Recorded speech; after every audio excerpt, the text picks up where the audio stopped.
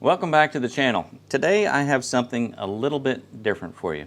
You know, when I started this channel, my intention was to show a lot of different projects around the property. So far most of my videos have been outdoor activities, gardening, a lot of videos with my tractor and the attachments. But again, my intention was to show a lot of different projects. I like to consider myself mechanically inclined to a certain extent, and I do most things myself if I can. So today I have something different. This is the Husky TS Centerline weight distribution hitch system with anti-sway control. It is for my camping trailer, and hopefully we can learn together as we put this together and put it on the camper and the truck. So stay tuned. So let's open this box up and see what's inside. I ordered this online, and what's interesting is this box weighs 113 pounds. Now I thought UPS would only deliver up to 70 pounds, but the poor driver, I don't even know how he got it off the truck, but I found it in front of my garage, so it was delivered.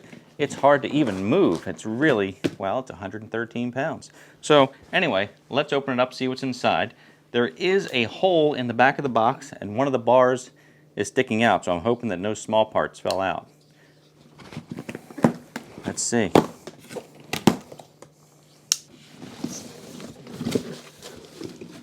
Yes, this is an unboxing video too. Cardboard's in bad shape. Piece of plywood in there to just hold the box together. A lot of foam. Looks pretty well packaged. This comes with a ball already attached, a 2-inch ball, which is what my camper uses. And look, they even put a little bit of grease in the holes. That's pretty impressive. So we'll set that aside. That is heavy. Instructions. I think I'm going to need those. Hardware in a nice bag. Here's the 2-inch hitch that goes into the receiver. This is solid. Solid 2-inch on both sides there. Again, heavy. These are the brackets that get mounted onto the trailer tongue. One on each side, 2 of those. These, I believe, are part of that.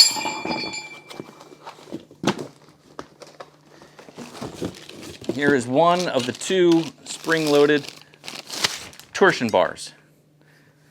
That's a good, probably 1.25 inches in diameter. Very heavy duty. Cardboard, cardboard, cardboard, cardboard. Another spring-loaded bar. And this is the tool that you use to put the bar onto the camper. Again, it's spring-loaded, so you need to have something with some leverage so you can lift it up onto that. So that'll be exciting when we get to that point where we actually use this tool. The rest of the box is empty. It's good they put this cardboard in, or this little plywood lawn in the box, because that got damaged in shipping. So if that wasn't there, we probably would have lost parts. Okay, by the way, it's hot today. Hey Siri, what's the temperature outside? It's about 91 degrees outside. It's about 91 degrees outside. Yes, I do have Irish Siri. Now the instruction manual for this unit is actually pretty good. It's even in color. Can't beat that. And what I really like about it, it's a very thick instruction manual, but it's written in about 3 different languages, so you only need like the first third of it. So that makes me happy. That's like when you were in school and the teacher would say, you only need to read the first page of chapter 3. Yes. Now I gathered up the recommended tools, plus a few more just in case, like that little hammer. Sometimes you need a little persuasion. I don't know if we'll need that or not. Laid out all the parts, and I also moved the truck and the camper to the most level area that I have, which happens to be this shady area in my driveway. So here's where we'll start. Let me just say that I have never used a weight distribution hitch. This is a relatively lightweight camper. The half-ton Silverado pulls it just fine. It doesn't seem to be too much weight on the hitch.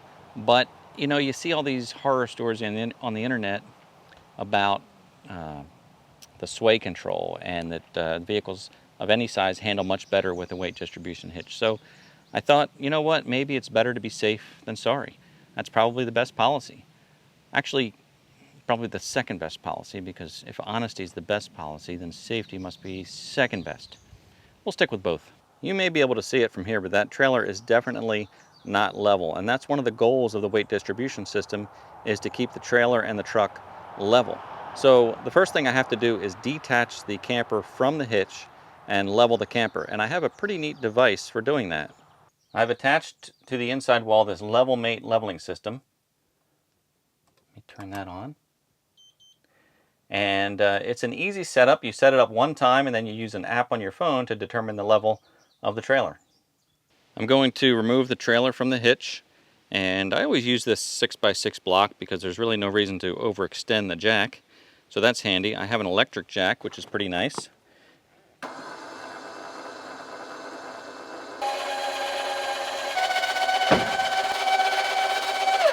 All right, let's check the LevelMate. You can see with the LevelMate Pro app, which uses Bluetooth and your cell phone, that the camper left to right needs to go up on the passenger side 2 1/4 inches, which I don't know if that's important for this process or not. And the front has to go up 4 1/4 inches.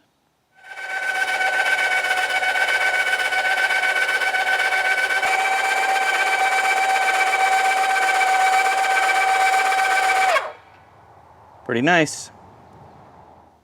So the next thing I have to do is measure from the ground to the top of the trailer ball receiver, the inside of the socket. And note that measurement in this nicely provided space.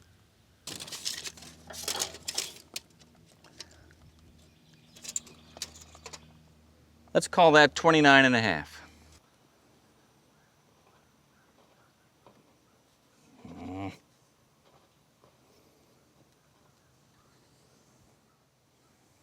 Now I'm supposed to mark a spot on the frame as close as I can to the coupler and note that measurement.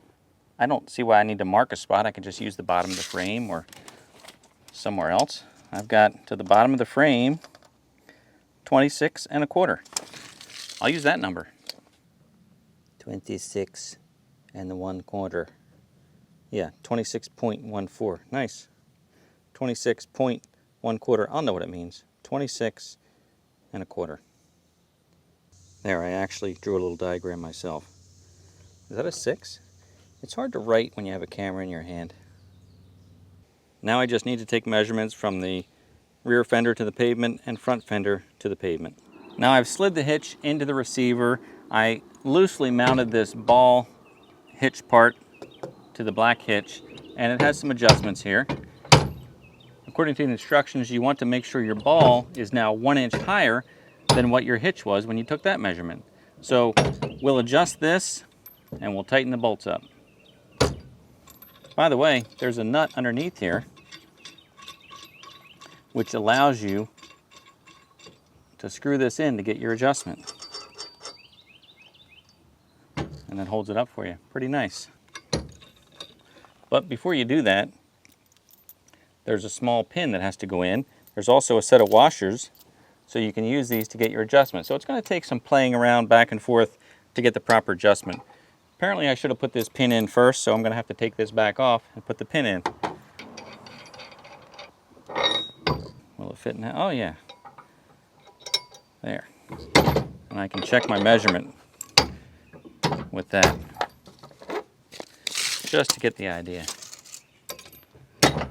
And we're not going to need to use any washers. Very nice. There are also a set of shims included, so you can snug this up just to give it a little more security, because when you tighten this down, it's not going to crimp these ends in. So there are some shims. I'll show those to you right now. These are the shims that you use, little candy cane shaped things. I don't think I'll need more than that, but I'll bring them all over there. Very thin, probably 32nd of an inch or so. And what they do is they slide in here to give you the right width. Tells you don't need to have the same number of shims on each side. I can't seem to fit more than one in, so I may just need one. I'll do one top and one bottom. Once you have your height figured out, you use this lock bolt on the bottom and you tighten it up.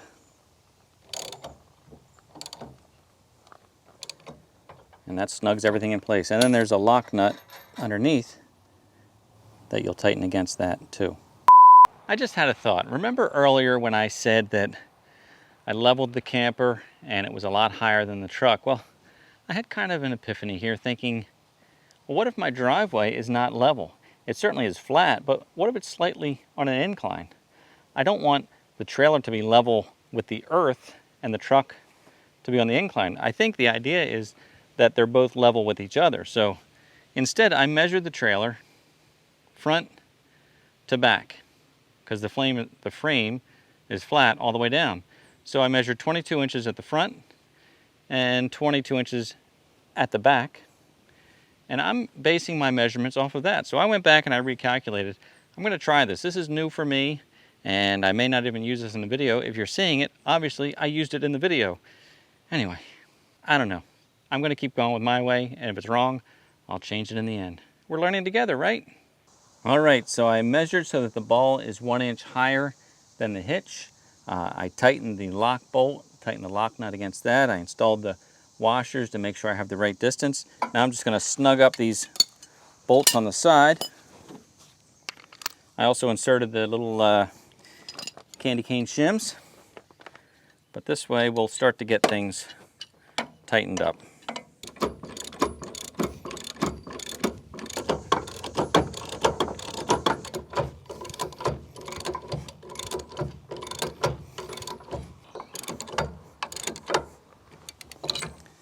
All right, those are plenty long enough that you'll have plenty of opportunity to tighten them up if they ever come loose. Now you'll want to get your torque wrench and torque this down to, I believe it says 380 pounds, but you'll look at that in the instructions. Again, this is not a how-to video. I'll come back and torque these later. Right now I just want to get them snug with the breaker bar. Now we put these spring bars in place. There are some retaining pins that you take out first.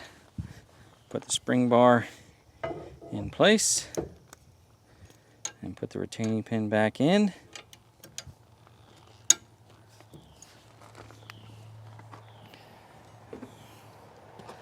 Both sides.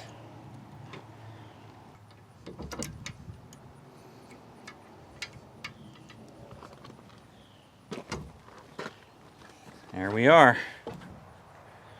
Now we install these frame brackets, 28.5 to 30.5 from the center of the ball on the side.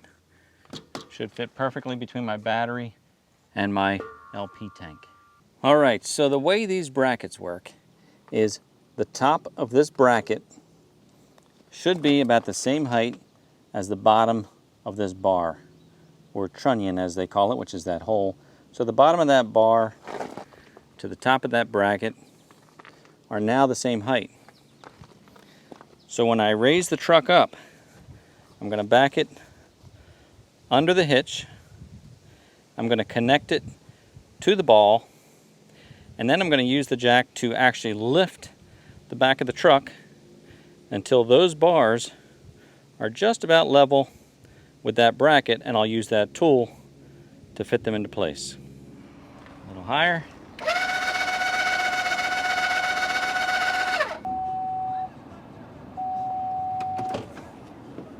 Now we lower the ball, lower the hitch onto the ball,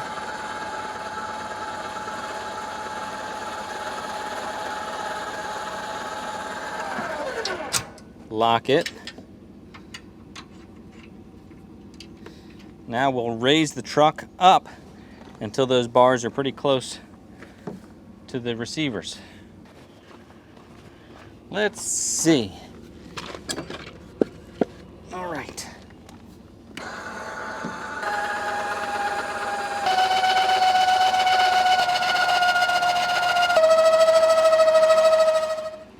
Okay, now I've jacked the truck up to get this bar close to the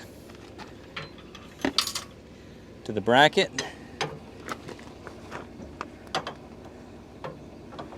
We just use this little leverage bar to get it on.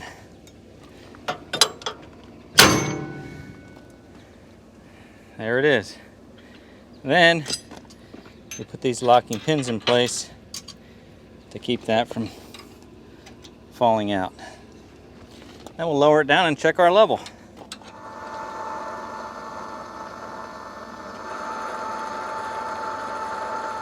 Now to check to see if everything's lined up properly, we take those measurements to the fender wells again and see where we are. That is at 36 inches. And that is at 38 1/4. My measurements, going back over to the book here, my measurements were 36 1/2 in the front and 38 5/8 in the back. So we're a little lower in the front and we're a little lower in the back, which to me tells me that we're in good shape. All right, I've got my safety chains on, my lights hooked up, everything bolted down tight, all my safety pins are in. I'm going to take it for a ride and see how it feels. Now, people say when you have these weight distribution hitches in place, the truck takes on a whole new feeling. Basically feels like you don't even have a camper on the back. So let's pull out and see.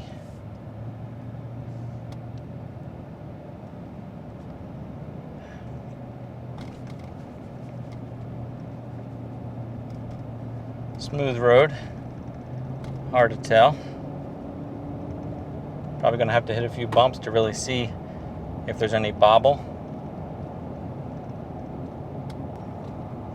I'll be honest, it feels pretty stiff in a good way.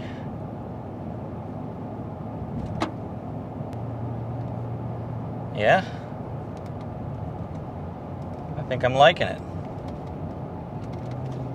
Traveling at 55 miles an hour right now. Pretty smooth. Right now my favorite thing is that I'm back in the truck and the air conditioning's on. By the way, I fixed my air conditioning with the help of my nephew. Had a bad condenser unit, which apparently is so common on the 2014 Chevy Silverados that everybody experiences a loss of air conditioning at some point or another. GM chose not to stand behind it, I guess because it wasn't a safety issue, but it sure is frustrating when you're out of warranty. It's about $1,000 job if you take it into a shop, and I cheaped out and I bought a condenser on eBay for $66, and we put it in. My nephew is a truck mechanic, so he had the tools to vacuum the system and pressurize the refrigerant. So it worked. So far it's been a couple months and it's working well. I shouldn't say anything, I know, but just want to say it worked.